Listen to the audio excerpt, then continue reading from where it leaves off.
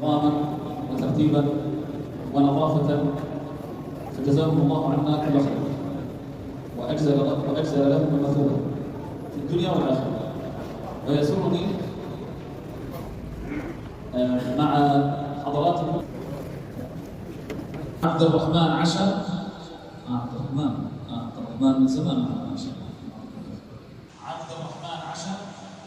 عبد الرحمن من زمان ما شاء الله. محمد رياض طلال.